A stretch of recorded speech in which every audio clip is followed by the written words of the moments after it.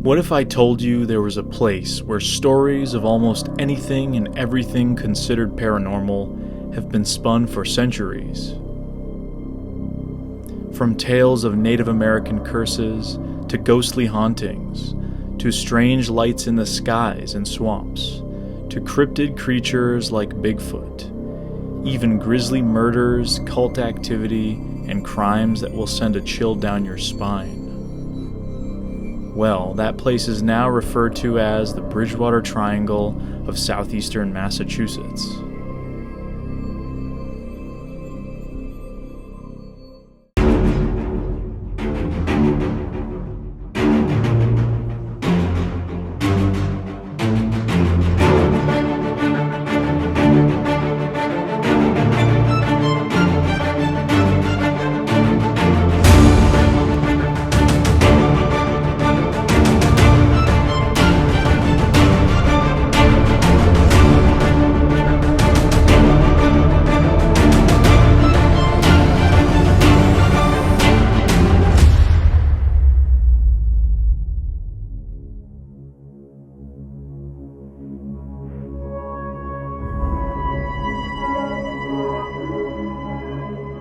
The term Bridgewater Triangle was coined by renowned cryptozoologist and author Loren Coleman, who investigated the bizarre stories from the area in the 1970s. Taking a cue from the popularity at the time of the so-called Bermuda Triangle, the name had a certain ring to it.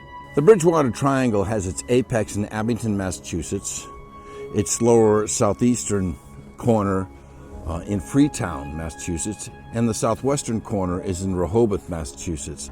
Well, the Bridgewater Triangle has long been known as what we would call a flap area, an area with all sorts of different paranormal events, cryptid events going on in the same area, and they don't seem to be related in the traditional thinking.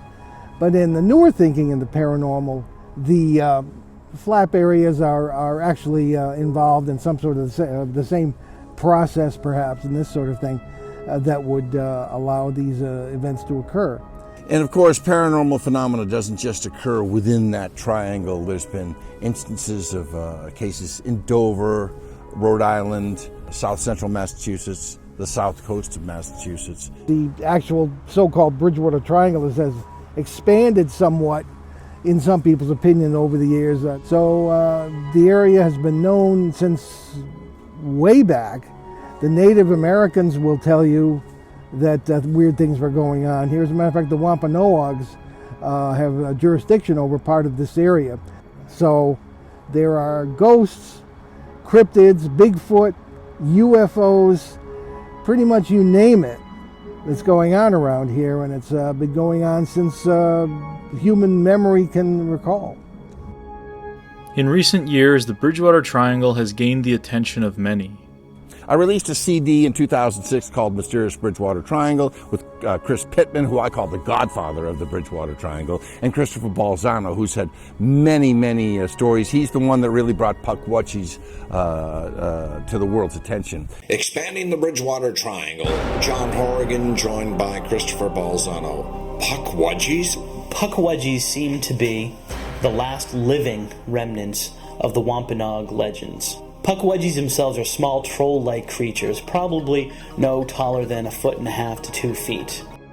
And then after that, I conducted a tour in 2009 of the Hakamak Swamp, and eventually I got to narrate Aaron Cadju's film about the Bridgewater Triangle, which was an excellent benchmark piece.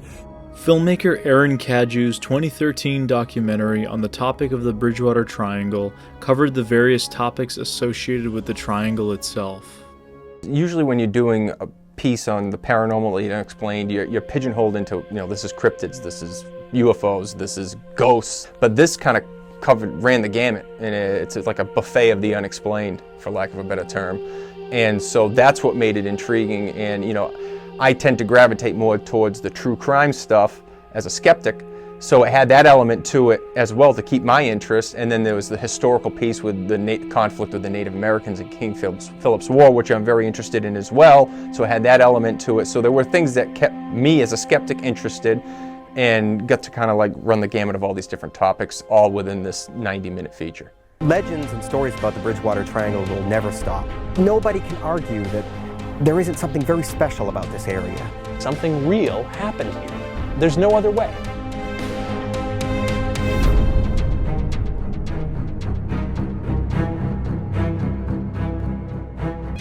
I don't believe in the Bridgewater Triangle. I accept it. It was precisely the works of Aaron, John, and Lauren, among others, that sparked my fascination with the entity that is the Bridgewater Triangle, fueling my need to explore it for myself. In 2017, I released a short documentary about Bigfoot stories in the Bridgewater Triangle, featuring investigator Joseph DeAndrade. This is my drawing I drew of the Bigfoot creature that I saw in that wooded area called Claybanks 2 in the winter of 1978. It was about, I'd say, 200 feet across from the pond at the most. I'm not an artist, but I did the best I could, and this is exactly what it looked like. Joseph I found to be quite the character, and it was my first foray into this strange place. Now in 2022, I've returned to the topic once again. For a region with such strange stories, the Bigfoot encounters from this area do not disappoint either. Dave Mccullough is a researcher with Massachusetts-based research group Squatchachusetts, who have taken a number of reports from the Bridgewater Triangle region. Well, the Taunton River runs into the ocean, and if you follow that all the way up, that goes right up through the triangle, and all those towns have had different encounters. Gentleman in Hanson, so on daylight running across the road. It's on the BFRO page if you want to read up the report. Another one was a guy took me out to his place too. It was a long walk behind his house where it was all just nothing for miles. As far as you can see, it was just bogs. And he was letting his dogs out in the morning, and they came running back in, which they never do. Two pretty aggressive dogs, and he actually got to the door, and when they hightailed it, he looked, and there was one 50 feet away, just actually coming into his property, and it froze. And he took 2 steps to grab a flashlight, and he'd come back, and it was gone. The 2 seconds he turned, grabbed the light, come back, and it was gone like that. And little stone wall in his back that it was actually stepping up over the wall, that it knocked a couple rocks off, and yeah, there's quite a few down this way. While there have been reported Bigfoot sightings in the past in various areas of the so-called Triangle, 2 areas in particular are of interest for reports, those being the Hakamak Swamp and the Freetown Fall River State Forest. The Hakamak Swamp was known by the Wampanoag tribe as the place where spirits dwell, and has long been feared by many, especially as a place where a lot of strange stories have originated. Most of the Bigfoot stories that have come out of the Bridgewater Triangle tend to be towards that Hakamak Swamp region, which is about 10 miles to the north of the Freetown State Forest. 2 separate locations, both within this 200 square mile triangle. But most of the cryptid stuff seems to emanate from the Hakamak Swamp region. So in regard to the history of Bigfoot, I cited it as beginning in December of 1969. And that's when the Bridgewater State College, which was known as a teacher's college then, some female residents in a dormitory, some co-eds, and I can only imagine the terror that they suffered. And they looked out of the dormitory into the tree line, and there was this 7 to 8 foot tall a shadow of a creature. And not some sort of a pervert out in the woods. It was ape-like. And several girls saw that. And that really kicks off the spate of Bigfoot sightings in the late 1960s, early 1970s. What people were reporting as a bear walking on 2 legs, and they had this joint state police, local police task force trying to chase down this bear. The police from Bridgewater, West Bridgewater, and from areas of East Bridgewater all were reporting sightings of man-beast anthropoids, of these bipedal creatures. And the police were concerned because these calls were coming from people from all walks of life, all ages, people with really steadfast backgrounds, some high school kids, hikers, and essentially they were finding footprints in their backyard. They were finding tomatoes being half-eaten. There's one story of a Bigfoot being seen eating a pumpkin in a crouched position. And one night, a cruiser was sitting out back. Yes, ma'am, we got the details. Yep, you saw some sort of hairy ape. Yep, Yogi Bear's out there getting picnic baskets. Well, he's on watch, and suddenly he feels his cruiser rock back and forth, and he puts his foot instinctively on the brake, and behind, with the glow of the red lights, is a hairy torso. And he said the thing was, he saw in the rearview mirror. It was kind of strange because it was dark, but it actually picked up the back of his cruiser and dropped it. And he said what he called, he didn't want to be ridiculed, a bipedal bear run around the side of the house, and he took a searchlight and he saw it. And so he considered retreat the better part of valor, and he went back to headquarters. We talked on the phone. I never actually met him, but he told me pretty much that was pretty much all there was to it, that it picked up the back of his cruiser. Obviously it must have been extremely strong. And all he could see in the rearview mirror with the low light as it was with just his hair. He wasn't aware that other officers had witnessed that, but he's still very, very reluctant to talk about that. We never were able to talk to the officer when we did the Bridgewater Triangle documentary. He had long since passed. And I'll never forget one screening in Bridgewater when we were screening the film when it first came out. The daughter of that cop showed up at the screening, and she's like, that was my father, that he was the cop who, cruiser was lifted up off the back by the Bigfoot creature. She said that absolutely happened. That wasn't a fabricated story. You talk to police officers around here, and they've said that if you can get them to admit it, they've seen all kinds of strange things. There was only one where somebody said they saw Bigfoot, and he went into the woods, and I found these big prints in the ground, and I was all hyped up and everything else, and turned out to be some kids just playing games and making footprints and stuff, so it wasn't real. While reports of monsters from the Triangle have caught the attention of many, whether fabricated or not, the real monsters of the area might just be human. The Freetown Fall River State Forest in particular has been dubbed the most haunted forest in America due to its connection to heinous crimes committed amidst its trees. So the Freetown Fall River State Forest is a state forest reserved land that is located partially in Freetown, partially in Fall River and Copacut Reservoir land that also skirts Dartmouth. So it kind of encompasses a few different communities. You can be in New Bedford or the city of Fall River or the city of Taunton, and in 20 minutes you can be in the state forest and you're in the middle of nowhere. It tends to draw in strange people who want to hide stuff from drug dealing to stolen cars to even major crimes like homicide. It's a dumping ground, basically. Including human bodies. The people that do believe that the Bridgewater Triangle is this entity claim that the negative energy that the triangle emits draws in the bizarre, strange crimes that happen in the Freetown State Forest. And there's been a long history of that kind of thing there, ranging from mob hits of people leaving bodies in there. We found a newborn baby. It was in a trash barrel off the side of 24, and during the autopsy they indicated that the baby was alive when it was put there and died from exposure, and the baby wasn't more than 24 hours old. Very famous case in 1978, a guy named James Cater had abducted a girl from Raynham named Mary Lou Arruda. She was a 15-year-old girl, kidnapped her while she was riding her bike. Months later, she was found tied to a tree and had been sexually assaulted and murdered, and she was found in the Freetown State Forest. That's probably the most famous murder to have happened in the Freetown State Forest. That one really affected me, and I was the first officer on the scene, and I had to stay there and rope it off and wait for everybody else to show up.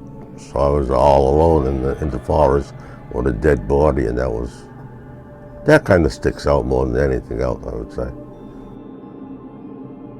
Right around that same time is when the whole satanic cult murder case happened in Fall River, which is a city bordering Freetown.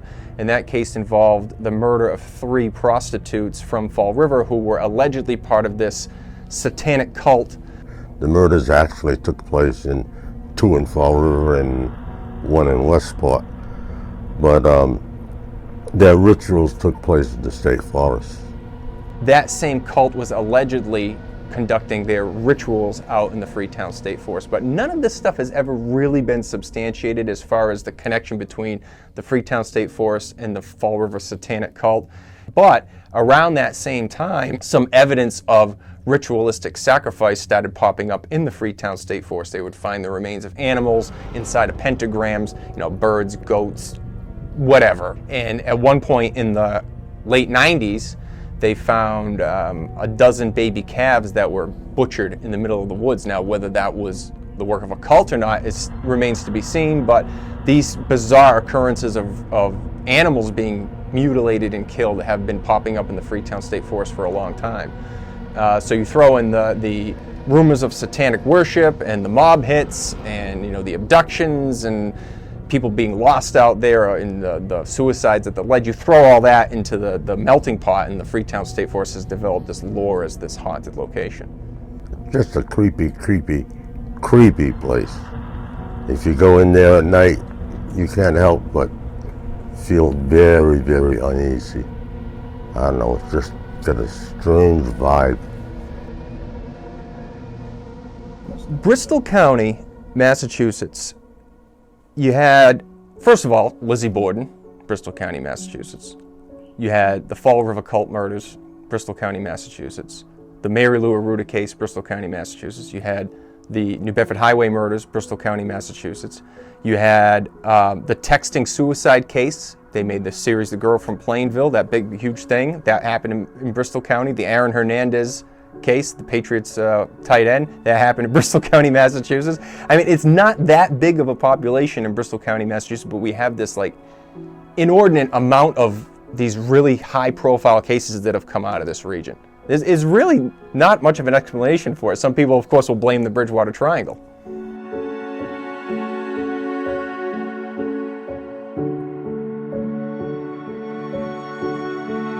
Myself and fellow New England-based cryptid researcher Carrick St. Laurent headed out to the Bridgewater Triangle for a few days.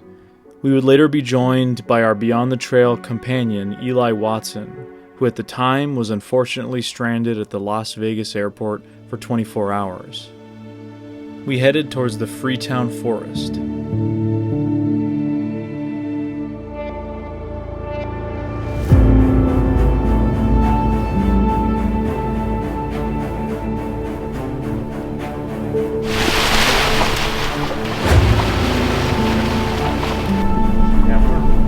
Copacabana Road runs through the Freetown Forest and is a popular spot for off-roading. There is even a supposed story involving a ghost trucker on the road that approaches vehicles at night with bright headlights, attempting to pass, only to disappear as quickly as he was seen.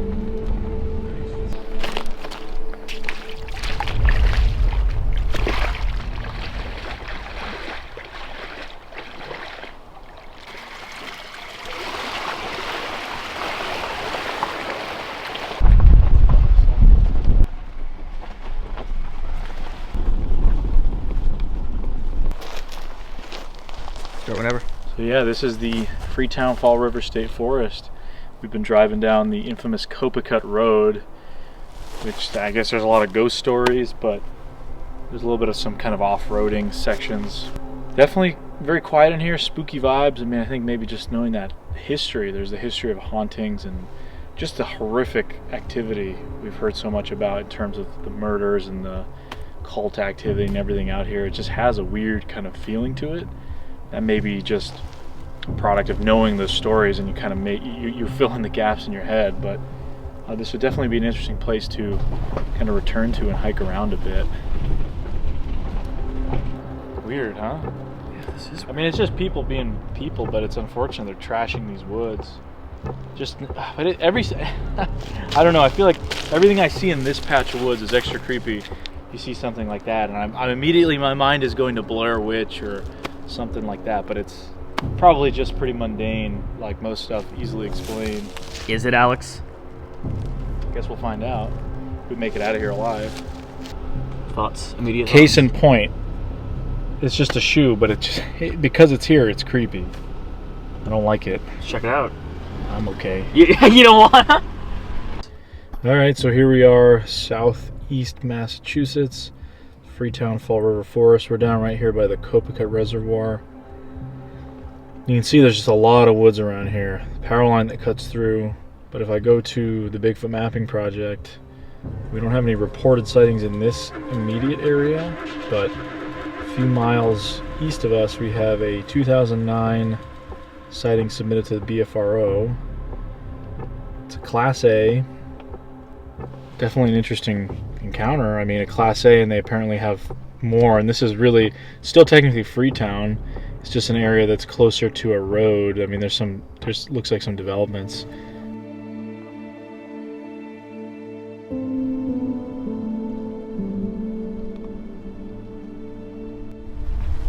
This is some kind of like stone structure type thing that we found a few years ago down here. I don't know if you can appreciate that from that end. Yeah, this is.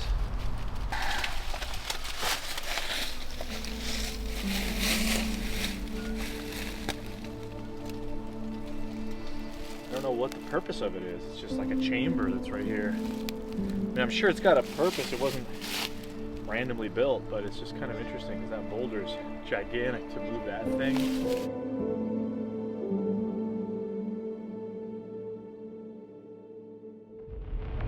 Later we met with Dave Mccullough, who arranged to have us speak with a man who had experienced something strange in the forest a number of years ago. You talked about something weird going on. I mean, what? Oh yeah, we came out here, we parked the vehicle. When we get out of the vehicle, the headlights have like a 30-second delay. After the headlights shut off, we were planning on going for a walk through the woods. After the headlights shut off, we heard a loud, like, woo, weird noise. It's like a grunt? Or like a grunt, yes. Then you couldn't recreate I can't recreate it, no. Yeah. Then it got our attention, so we turned that way, and within seconds, a big rock came from up over that hill, up on that hill, came down and just planted right maybe 5 feet away from us, 6 feet away from us maybe. Then we just all looked at each other. Then we heard three big footsteps. Then that was it. We looked at each other, jumped in the car and ran, which I wish we didn't do that today. It freaked you guys out, huh? Yeah, definitely. Got us off guard and wasn't expecting that. And so when you heard that rock, I mean, it sounded just like a big rock hitting the ground? Well, yeah, it was. You can see it came straight down and just plopped to the ground. It didn't hit and roll or anything like that. It just hit one flap and that was it.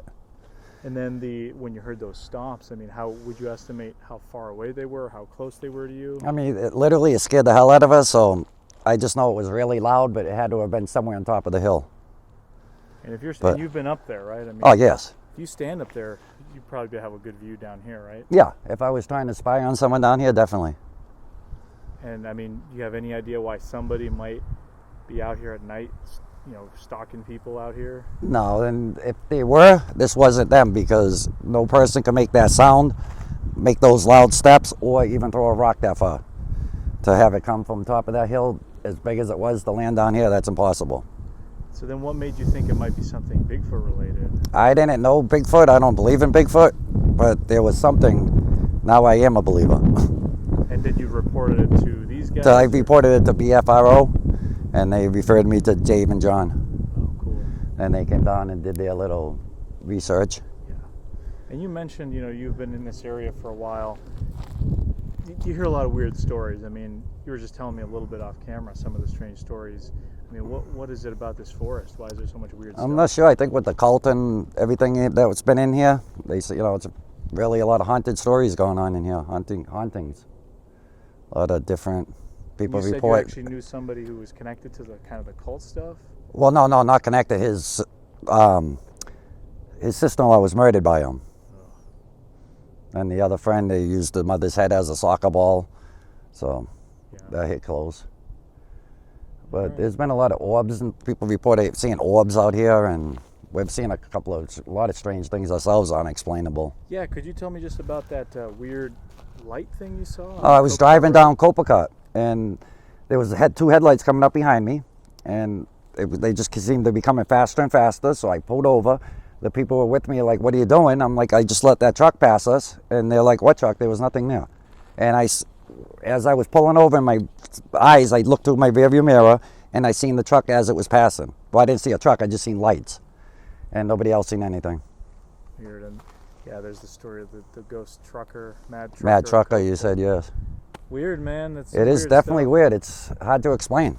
Yeah. But it definitely happened. Well, I thank you for sharing your story. Oh, no problem.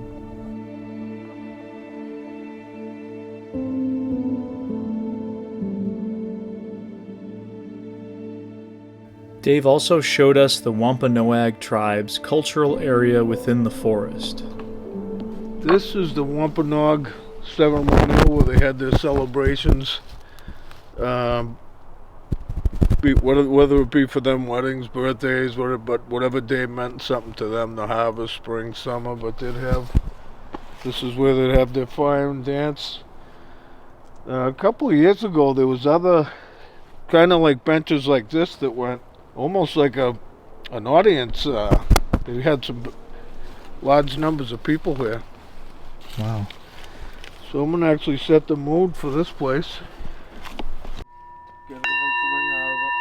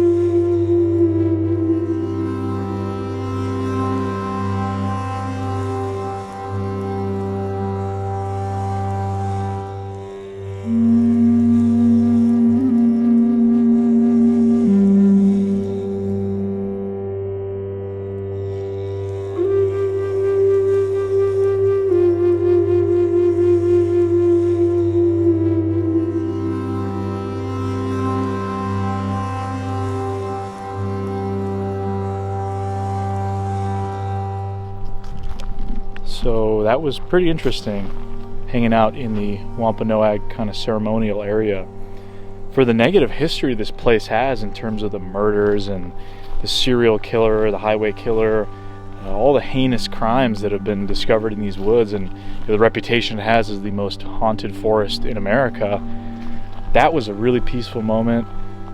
We had the sage burning, we had the singing bowl going. It just felt really nice. I think we were all just kind of feeling that mood for the moment, which again is kind of funny given the reputation of this place, right? And I think it just goes to show about energy or feeling that might be in the air, whether or not maybe the fact that folks talk about all these haunted stories out here and killings, that they come out here and it almost creates a sort of spooky vibe. Because if you set the mood like we did, we didn't really, we just kind of thought positively, and that just changed the whole environment that we had there. So a really cool area. I'm digging it. So I guess we'll see what happens as we kind of hang out here further.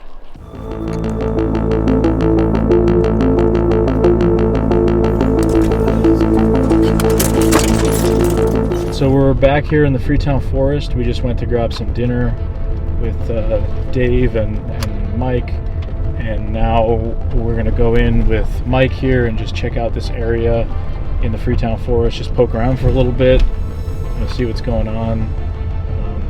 Given there is a history of sightings, I mean, I personally have a hard time thinking there could be these creatures, a group of these creatures living in such a small area, surrounded by urban areas essentially. So yeah, I guess we're just gonna see what's going on. I mean, hopefully we can come back if the weather isn't crazy tomorrow after we get Eli. Mike, you've obviously been kind of hitting up this area for quite a while. You have some pretty weird kind of stories, and you've obviously heard a lot of the weird stories. I mean, what do you think would be a good thing to try out tonight? Well, we just discussed that we may not be here for more than a few hours, right? So in that kind of situation, I think it helps to try to drum up some activity one way or another.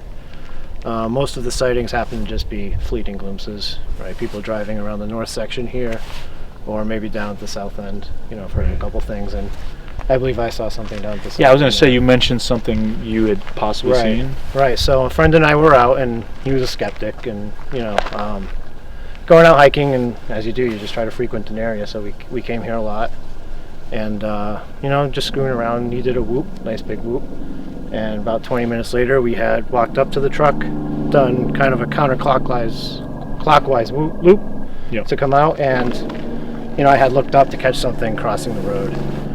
Just a big brownish, you know, I would equate it to like a bison or something. Just caught the back end of it.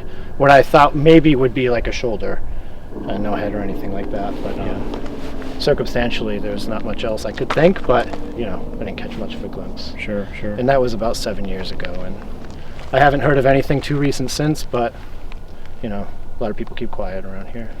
Yeah, I mean, and you've been in this area, and a question I had was, have you noticed coming out here, do you see any people doing like paranormal research or any kind of like ghost people or any of that other stuff that this forest is kind of known for? Have you run into anyone doing any of that kind of stuff? No, I haven't. You know, and some of these stories of the cult activity and things like that, I've never run into that. Okay. But this is a lonely stretch of road. So and you know, unless most cars aren't going to make it back and forth this road, and nor do they have any reason to. I barely could make it. Yeah. Other than looking for trouble or Sasquatch or something like that, or puckwudgies, and you know, that's a whole nother story. But sure. Well, cool. I mean, I'm excited to head down here. So yeah, I think we want to head down a little bit further, and then we can check it out, see what happens. Start stomping around. Yeah, I mean, this gets us in a beeline to the middle of the woods, so that's probably a good place to start. And it's where we like to be, for sure. All right. All right, let's do it. Sounds good. So there was a rock here. Yep. But it's definitely a track of some kind. And this is right here. You can feel that, and that's repeated through at least a couple of them. But I have a lot more casts, right, from this event. I've got 8 of them, but the width to length ratio is what's throwing me off. It's about 0.4, which is outside of typical human range.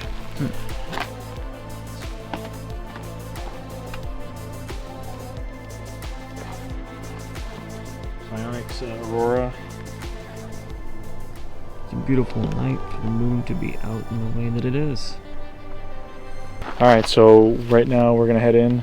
Mike's going to be running the thermal. I'm going to be trying out the psionics night vision. Yeah, we're hearing what sounds like maybe coyotes yipping off in the distance, so I think we're just going to kind of head in there and see if we can get a little bit closer.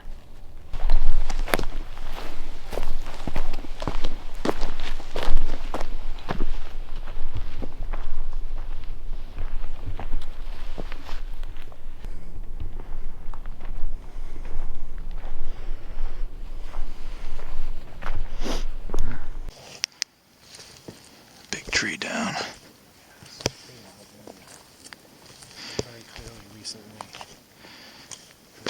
Yeah.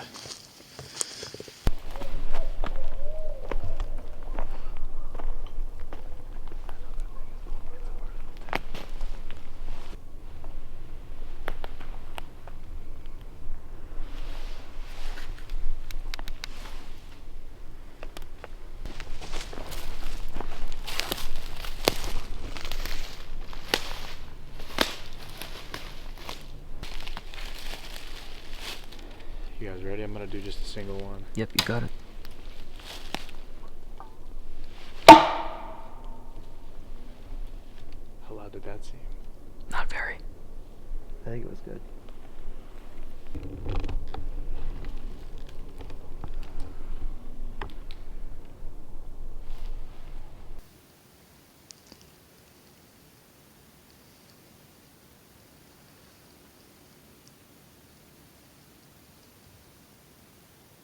I don't know. I mean, we just heard one solitary gunshot right off in that direction.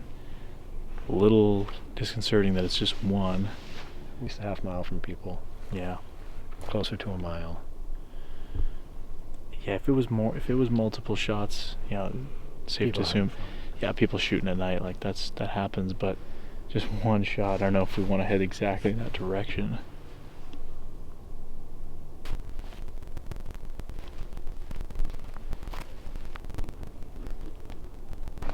So I just heard some stick breaking type sounds. Nothing definitive.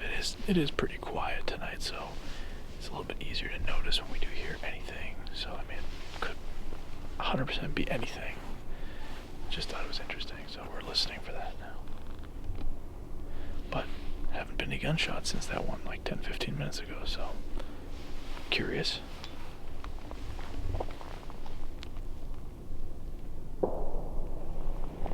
Well, I guess I was wrong. I stand corrected.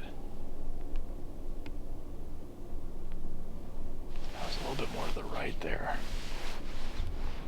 I feel like that's where I heard the first one, though. I don't think they're moving. Yeah, general area. I will say, in these woods, I did hear like one of those, you hear straight up like electronic mechanically sounds from inside the forest. You hear about that kind of stuff a lot, but heard that. I couldn't, I just assumed it was a car off in the distance, an alarm or something, just really quick.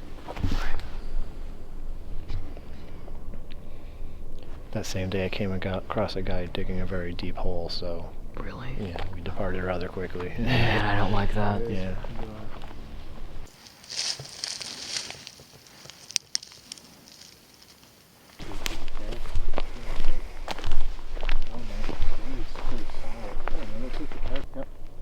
Stop. What do you got? Here. Oh, wow. Be very quiet. Be very quiet. He's jumping. He's about to cross. Oh, it looks like a rabbit. No. Is it? I just saw it cross. I just saw it cross. Yeah, I saw him cross on here. Well, who threw a pebble at me? I heard the pebble too. He said it was him and it wasn't. You said you... No. I thought you meant there was a sound. I closed the camera and there was a snapping sound. Dude, I recorded it too for what it's worth, but... Yeah, then we'll see then. When he was hopping through here, dude, it looked like a deer 100 feet away. It can be hard to tell because... Oh, I see what you're saying. It was like small, but like... Yeah, no, and that's totally... You see the footage. Yeah. Tell me it was a rabbit. No, I get what you're saying.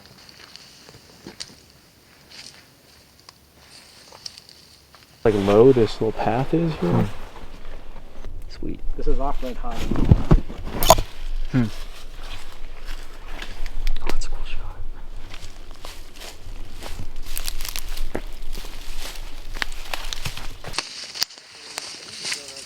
I think there's something over here. It's like a crate.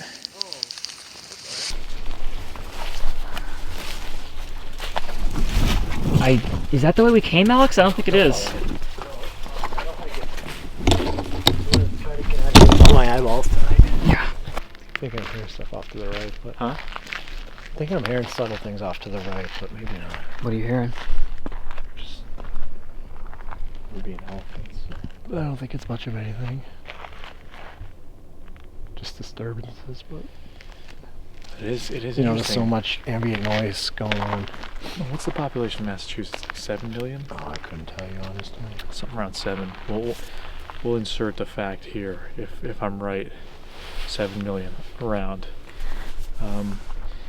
But we're here. I mean, we're not that far from Boston, realistically. Right. Fall River, New Bedford. Yeah. There's a lot of people in this area. Yeah. We're still pretty remote right now. You can feel like there's not really anybody else in these woods, I would hope. Right, no, there absolutely isn't, and except for that guy shooting off shots. And this is a large forest, it's greater than a mile, probably a couple miles north-south and over a mile east to west, so there's plenty of land in here. And beyond the roads and the mountain bike trails, there's not much of anything. There's got to be a reason why sightings persist down this way, right? Yeah. Contrary to the population. Because I struggled with that too. I was like, this area. I think there's a good historical basis for reports like that one with the cop car being lifted and dropped, which is right around here somewhere. Yeah, and like the hakamak has obviously a long history, but I thought to myself, now it's getting too urban and built up.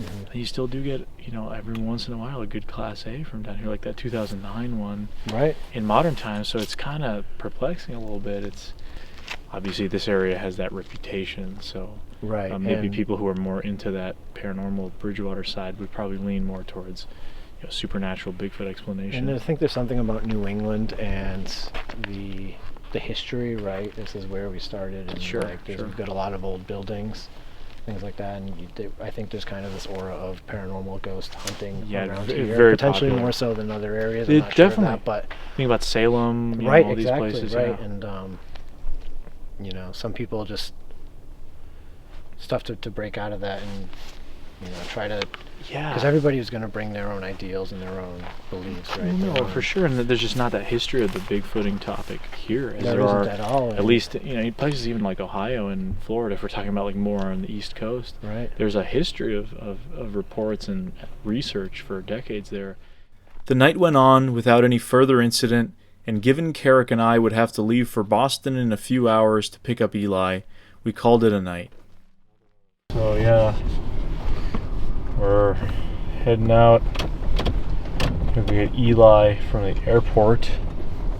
About an hour away, maybe, something like that. Well, we slept in one of the spookiest parts of the Bridgewater Triangle. We did. I mean, was it that creepy? I didn't really feel that creeped out, I guess. Oh, hey, there's a light over there. Or someone driving through. What or who is that? Is this the ghost of Copacabana Road? I don't want to know the answer to that question, bro. I think it's literally a person walking with a headlamp. It's just nothing super I mean, it's a guy walking his dogs. Freetown Forest, right? It has its own, it invokes an image in your mind. So we see a one lone light at 5:20 in the morning, just driving. And we think, what could it be? And it's just a dude walking his dogs.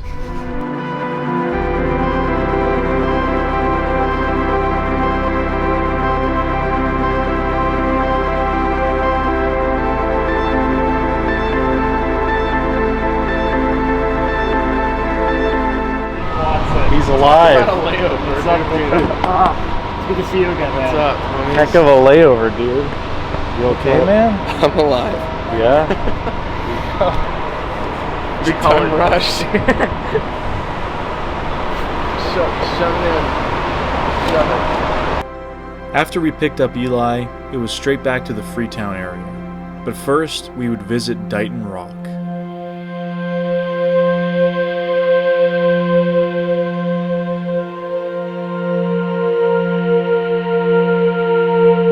Located a few miles from the start of the Freetown Forest is Dayton Rock. The rock is notable for its mysterious markings and overall unknown origins. Various theories include that it was the work of Native Americans, the Vikings, the Phoenicians, or perhaps Portuguese explorers. Yet another mystery in the Bridgewater Triangle. What if we solve the mystery? Let's do it. Conclusion of the four theories. So yeah, look at that. Again, there's pieces of all four of these. Maybe it was just like a cultural place where they would all put their mark on it. Whoever passed through this area, I mean, if Phoenicians are here, that's pretty interesting. You can imagine like a wayward group. The Vikings, we know were around in North America well before the British and others were, so that makes sense. And the Portuguese, I don't know. I mean.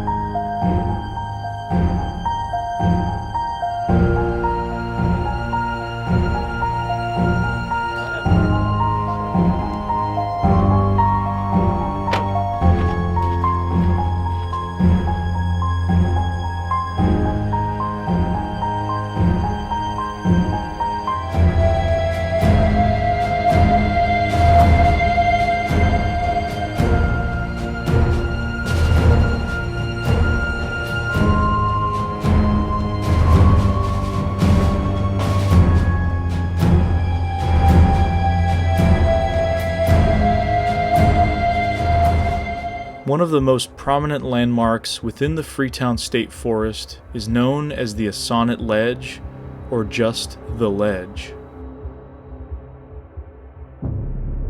I didn't like going to the ledge. I used to go to the bottom, that didn't bother me. But climbing to the top, I couldn't go near the edge. There was something telling me, pushing me to jump. I only went to the end once, and getting that strange feeling, I never went again. We've had a lot of people that, you know, from cars that drove off the ledge, stolen cars, dumped in the water. A lot of bodies found at the bottom and on the rocks below. But in the water we found people. I even had a diver try and go down there in the water to see if there's anything else down there. But it's fed by so many underground streams that he couldn't see his hand in front of him. So he said that it was practically impossible. He said there's a lot of cars down there. But the ledge is a popular location within the forest and has been the site of suicides, as well as alleged Pukwudgie activity, and it is supposedly haunted by a ghost known as the Lady of the Ledge. I had a friend who would occasionally, they would go back there. It was kind of, for the younger kids, it was kind of like a party place, kind of a place to go hang out. Would be off of Copycat Road in this area. So he was out here, and he said he was just sitting up against a tree, and he said he saw an apparition of a woman in a white dress, like an old style, like an older dressed in white, and it freaked him out. It was near the ledge, and they have that whole story with that apparition. The woman, husband died, something like that, and she went off the ledge. I don't know the whole story, but there is a story about the woman on the ledge. It freaked him out so much they ran and left, just not knowing what it was. And he talked about it a little while after that, and he was very adamant about seeing this apparition. And they went there over and over again, numerous times, to see if he could see it again, and he never did. But it just, the way he told his story and how adamant he was about what he saw, I believed him.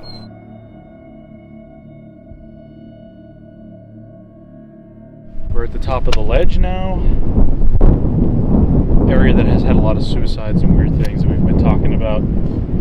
Cars dumped probably right off here. You used to be able to drive up. There's a gate now, but really good view of the forest. You can just see the woods out there. What do you think, Carrick? The ledge here. It's a really cool little area for sure, and what I love most about it, I think, is that you get to see so much of the land from here, and you see the kind of tree cover that you have here and how, like, you know, the terrain looks. And it's no wonder people come here, I think, to have fun, because it's exactly the kind of place that, you know, you feel kind of very, for me, at peace at, which I think is kind of interesting here. But well, what about, I mean, you've done a lot of stuff regarding the Pukwudgies. Mm-hmm. It's kind of been an interest of yours. What do you think? This is obviously kind of in the Pukwudgie lore. What is that? What do you think about that whole thing? I don't really know, because I didn't actually come across many Pukwudgie reports from the Assasin Ledge in my research. I came across one or two, but nothing that would be out of the ordinary or perhaps specific to the Assasin. It could just be that encounters happened to happen here because this is a point in the Bridgewater Triangle. Right. I don't really know. It doesn't feel like I mean, all the places that I went to for filming for Pukwudgie stuff was spooky. There was something weird about it, but this place doesn't feel that weird, so I'm not sure. What's your thoughts, Eli? It's an interesting spot, you know. I see why people would want to hang out, but to me this really strikes me as like a teenager hangout spot. Yeah, you got the graffiti everywhere. You know, like you would come up here and drink with the boys, you know, like that's what you would do. All right, so as I'm just kind of panning around the surrounding area, I'm seeing like the huge, what we think is the Amazon warehouse, the new Amazon warehouse that they built. Apparently, I have been informed that there were some stories, some strange things that have happened. Some people have talked about possibly. Oh my God! I think it's okay. The drone just ate it. Let's go get it. Careful, these are thorn bushes here.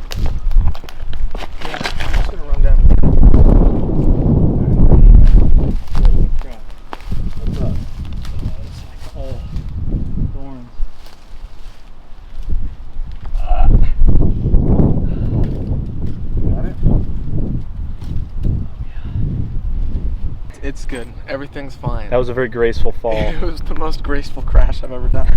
So I'm just thankful it's okay.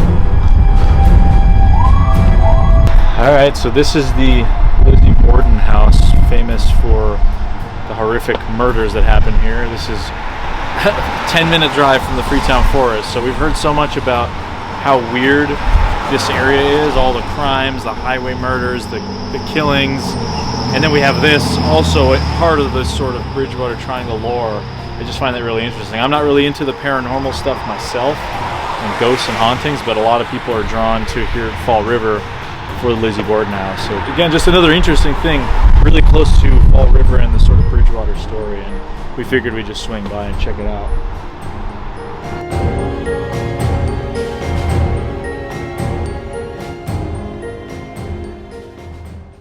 The last location we decided to pay a brief visit to was the Hakamak Swamp, just north of the Freetown State Forest.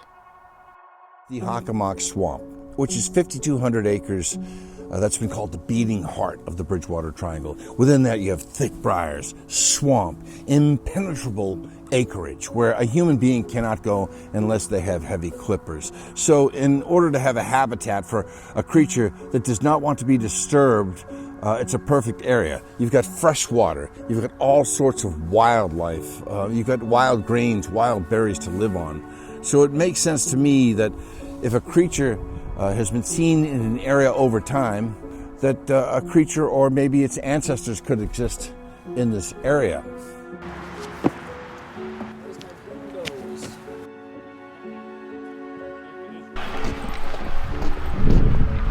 There still is a rail trail that you can walk, and so you're a bit above the swamp and you can get a good view of it.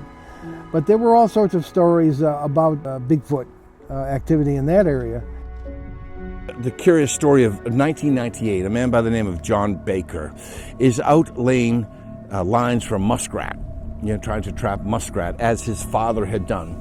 And essentially the story goes like this. He's out there 1 a.m, somewhat of a waxing gibbous moon, giving some light on the forest, and he has the sense of being watched. And after that, he has that sulfur smell, that egg smell that's been associated with Sasquatch. And at that point, he hears footfall, and that the feet are actually crunching some ice. So it's early spring, like March, maybe early March, mid-March, just before spring. And he can hear the footfall as if it's pacing him as he moves down the river in his canoe. And after that, he told the story. He's been consistent up to that time that he's convinced it was a man-beast anthropoid.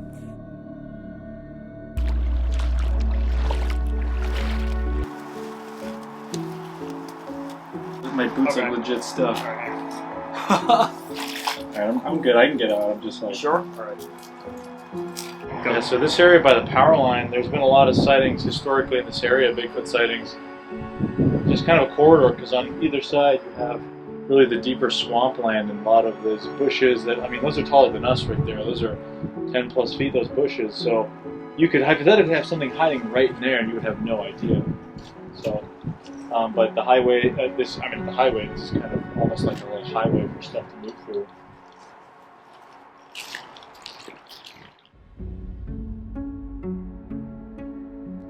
Just getting to that side of the swamp over there, off of this corridor, is very difficult. Perhaps with the drone, it's a little bit easier. That's probably our best bet. I mean, just for wanting you to poke around here for an hour or two.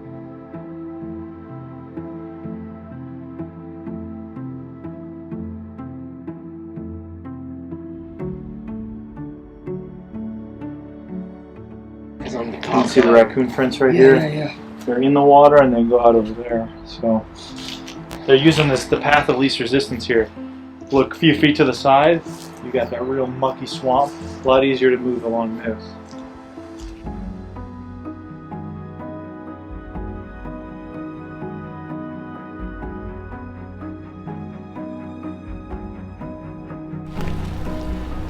Sasquatch. If you keep to the side, you should be okay.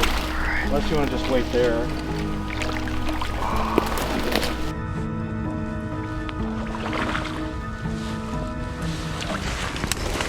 Oh boy.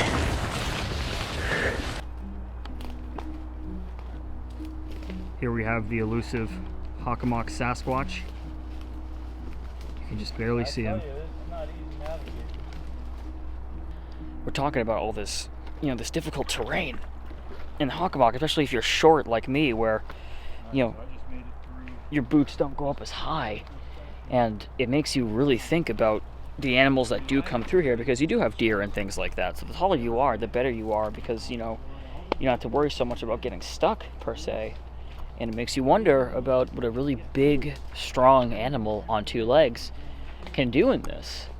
And I think the answer is certainly more than me. Certainly. Can't even see a Carrick.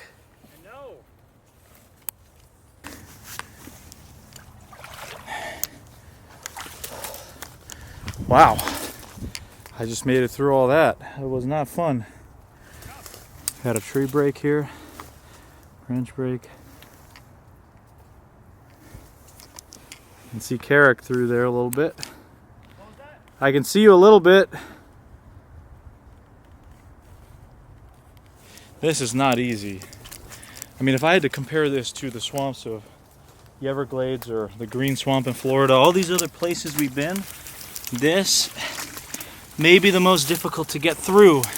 Everything is trying to prevent you from getting in. Or out, I suppose. Oh, man. Look at this. Totally different kind of swamp, too. You have just these areas just sink right in. I mean, it's... Look at that. It's just... It looks deceptively shallow because of the way the leaves are. But your feet just fall right in. Like I said, very difficult compared to the stuff in Florida. So if something did want to hide back here, I do not think anybody would want to mess with it for at least a little while. Let's say something was just transiting through the area. So we're not in the deepest or really darkest part of the swamp even. That would take quite a bit of effort. That would be, I imagine, an all-day hike to get in. If it's just this hard to get, 50 feet off of the power line trail. So it's interesting. I mean, this is springtime now, and it is so difficult to get in. I can only imagine a couple months and over the summer where this is all green. Bugs, ticks, absolutely would be awful to be in here. It is, it's pretty treacherous. Next step is I gotta get out of here. Oh man.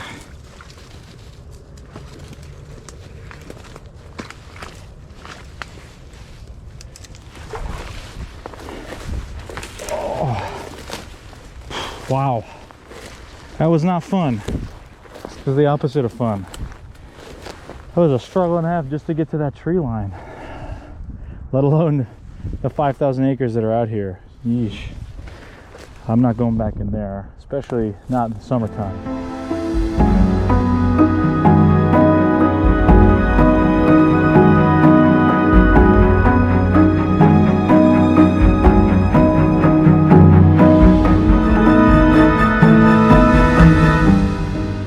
This place is pretty wild.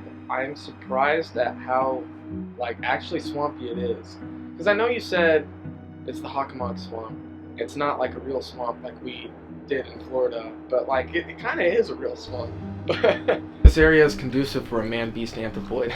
I got that on camera! Something could hide in here.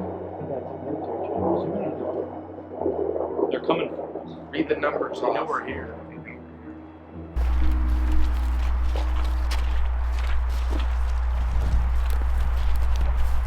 Okay. It's weird. I mean, you think about the Bigfoot sightings here is one thing, but then you think about the stories of the red-eyed black dogs being seen out here, the weird flying creatures. I mean, you have so many of these stories.